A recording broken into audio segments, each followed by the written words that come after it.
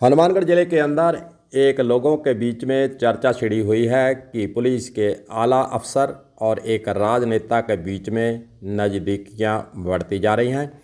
और फिर एक कयास यह भी लोग लगा रहे हैं कि कहीं ना कहीं सट्टे और जूहे पर जो कार्रवाइयाँ हो रही हैं वह सलाह मशवरा होने के बाद हनुमानगढ़ ज़िले के अंदर हो रही हैं। जिला विशेष टीम के द्वारा सेक्टर नंबर 6 के सूचना के आधार पर सुखपाल सिंह सहायक उप निरीक्षक मैटी पुलिस चौकी बशीर द्वारा मुलजमान बलवंत व फुम्मड़ सिंह को ऑनलाइन सट्टा करते हुए पकड़ा और मोबाइल उनसे पकड़े गए हैं। एक टैबलेट पकड़ा गया है जिसके अंदर लाखों के हिसाब किताब व गैर सवारी वाहन द्वारा स्कॉर्पियो सहित उन्हें गिरफ्तार कर अभियोग संख्या 458/2024 जुर्म 13 RPGO के तहत ये मामला दर्ज कर लिया गया है और फिर इसकी जांच अनुसंधान आगे धर्मपाल पुलिस निरीक्षक थानाधिकारी पुलिस थाना रावसर को सौंप दी गई है। वैसे देखा जाए तो हनुमानगढ़ जिले के अंदर आए दिन जुए सट्टे पर कार्रवाइयाँ हो रही हैं। कार्रवाई करना पुलिस का काम है। सभी लोग कहते हैं कि जूहा सट्टा या अवैध पदार्थ जो भी हनुमानगढ़ ज़िले के अंदर बिक रहे हैं उस पर कार्रवाई होनी चाहिए। पुलिस के द्वारा जब भी जुआ सट्टा पकड़ा जाता है तो उसके साथ एक बात PCR के अंदर लिखी जाती है कि लाखों का हिसाब किताब का रजिस्टर बरामद हुआ। लेकिन पुलिस के द्वारा मीडिया को आज तक हिसाब किताब के बारे में किन किन लोगों के खाते थे, जो पैसा उसके अंदर लाखों रुपए की राशि पुलिस के द्वारा बताई जाती है, उसका खुलासा पुलिस के द्वारा आज तक नहीं किया गया है कि आखिरकार जो हिसाब किताब मिला उसके अंदर क्या निकला। बस यही सूचना मिलती है कि लाखों का हिसाब किताब का रजिस्टर पुलिस ने जब्त किया। इसका खुलासा भी तो जनता के सामने होना चाहिए कि लाखों के हिसाब किताब के अंदर किन किन के नाम शामिल थे, किसके खाते में ये पैसा उसके अंदर दर्शाया गया था। लेकिन पुलिस के द्वारा ऐसी सूचना कभी भी शाया नहीं की गई है।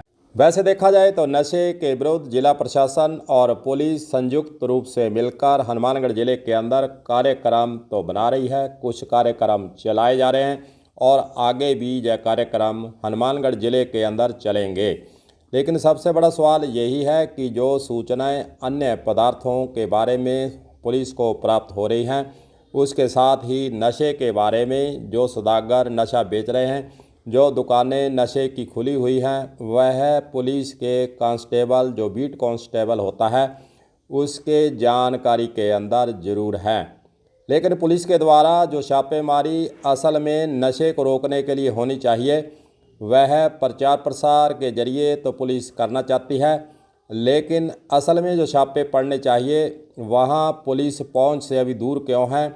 जनता यही सवाल पुलिस के आगे भी रख रही है कि यहां पर नशा बिक रहा है। सबको पता है कि हर गांव और हर शहर के अंदर कौन कौन नशा खरीद रहा है और कौन उसको बेच रहा है, और जो नशे का प्रयोग कर रहे हैं उनकी संख्या भी बढ़ती जा रही, खास रूप से युवा पीढ़ी इसके अंदर जा रही है। हनुमानगढ़ जिले के अंदर आए दिन नशे की ओवरडोज से युवकों की मौत के आंकड़े बढ़ते जा रहे हैं। वहीं दूसरी ओर समाज को जो चिंता करनी चाहिए कि जो नशे के सौदागर आपके आसपास और आपके पड़ोस में, आपके गांव में, शहर के अंदर जो बेच रहे हैं उसकी सूचना पुलिस को देनी शुरू करें, अन्यथा या नशे के जो सौदागर हैं वह युवा पीढ़ी को ख़त्म करते हुए देर नहीं लगाएंगे। इसलिए पुलिस को भी चाहिए कि प्रचार प्रसार के साथ साथ रैलियों और शब्द के साथ साथ जो नशे के सौदागर दुकान खोले बैठे हैं वहां पर छापेमारी करने का प्रयास शुरू करें। छापेमारी हालांकि पुलिस के द्वारा जब बाहर से सप्लाई आती है वह रास्ते के अंदर पकड़ने का काम तो हो रहा है, लेकिन जो गांवों और शहरों के अंदर दुकानें खुली हुई हैं, नशे की दुकानें खुली हुई हैं और पुलिस की सूचना के अंतर्गत पता है, फिर भी जनता के द्वारा कहा जा रहा है कि पुलिस आखिरकार कार्रवाई क्यों नहीं करती है। नशे को अगर ख़त्म करना है तो समाज के साथ साथ रैली प्रदर्शन और शब्द के साथ साथ जो पुलिस के छापेमारी है उसकी संख्या बढ़ानी चाहिए। और समाज को लगना चाहिए कि पुलिस वास्तव में ही हनुमानगढ़ ज़िले से नशा समाप्त करना चाहती है। कहीं ऐसा नहीं हो कि हनुमानगढ़ ज़िले के अंदर कागज़ों के अंदर प्रचार प्रसार के अंदर तो पुलिस आगे बढ़ती नजर आए, लेकिन छापेमारी की संख्या में शून्य दिखती आए। इसलिए हम भी कह रहे हैं और समाज भी यही चाहता है कि पुलिस के साथ जो नशे के सौदागर मिलजुल कर काम कर रहे हैं, उस कड़ी को भी पुलिस के कप्तान को तोड़ने का काम करना चाहिए। देखते हैं आगे पुलिस कप्तान के द्वारा हनुमानगढ़ ज़िले से नशे के सौदागरों के घरों और दुकानों में जो कहाँ काम हो रहा है वहाँ पर छापेमारी की जाती है, या फिर रैलियाँ, प्रदर्शन और शब्द तक ही यह सीमित रहती है। कलम न्यूज़ के लिए गुरदेव सिंह सैनी की खास रिपोर्ट।